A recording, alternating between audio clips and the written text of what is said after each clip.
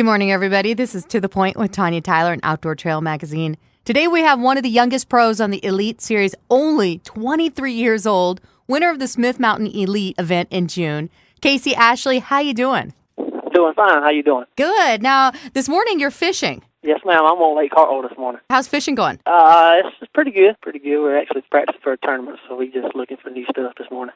Big keepers that we need to talk about, or? No, we caught a couple of 2-pounders, that's all. 2-pounders or no pounders? I'll take the 2-pounders. All right, Casey, let's talk about your season. You had a rookie season most anglers would dream of having, winning an event and also qualifying for the Classic. Congratulations. Let's talk Derek Rimmets, though. This whole entire season, you were chasing him for Rookie of the Year. This was definitely the year of the rookie. It was the year for the rookie, no doubt. I mean, we had a strong rookie class this year. Me and Rimmets, we had a good race all year, so you can't complain. You're smoking, my friend. That's what we'd like to say. You're smoking. What was the biggest factor that helped you do so well this year? Well, just going out and keeping an open mind. That's what I do best. I don't really lock in on one thing and depend on it for a whole 4 days of a tournament. So you just got to keep an open mind and go out there and let the fish tell you what to do. Let's go right into the heart. Let's talk bass fishing, coming straight from the listeners. Adam from Virginia wants to know what your lures were for the Smith Mountain event. I was using an Eakins jig, a 7/16 ounce. The color was peanut butter and jelly, and I had a Zoom Fat Albert twin-tail grib on the back of it, green pumpkin, what I caught all my big fish on. Early in the morning, I was just throwing an 8-ounce shaky head on an 8-pound line with a finesse worm. Kevin from Michigan knows that you are an expert with a chatterbait. Do you make any modifications to your bait, or do you just fish with it right out of the package? I use it right out of the pack. The chatterbait's just like anything else. It's got a place and a time. It doesn't fit every situation. But I mean, it's just right out of the pack. It's good for what it's made for. Talking to Casey Ashley on the phone, only 23 years old. Let's talk about being a pro. You're young. You've been fishing your whole entire life? Yeah, I've fished all my life. I've always loved to fish, and ever since I can remember, I've always wanted to fish professionally. When I got out of high school, that's still what I wanted to do, and I went on to college and got my industrial electronics degree, and I still wanted to fish. So I gave myself 3 years to make it big, and here I am. Good job. 3 years. What would happen if you didn't make it big in 3 years? I mean, you just throw your rod in and say, skip it, I'm going back to electronics? No, I would have got a job, but I wouldn't have quit fishing for sure.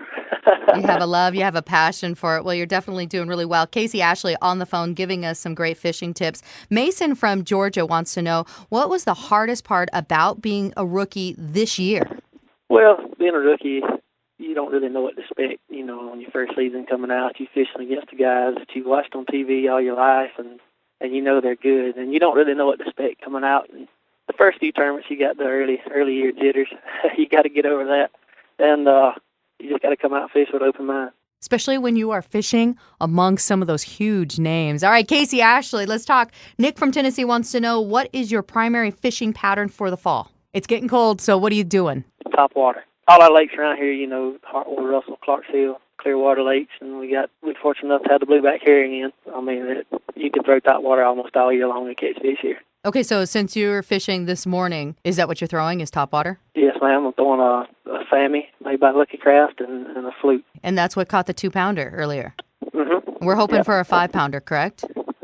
No, not today, tomorrow. Okay, tomorrow.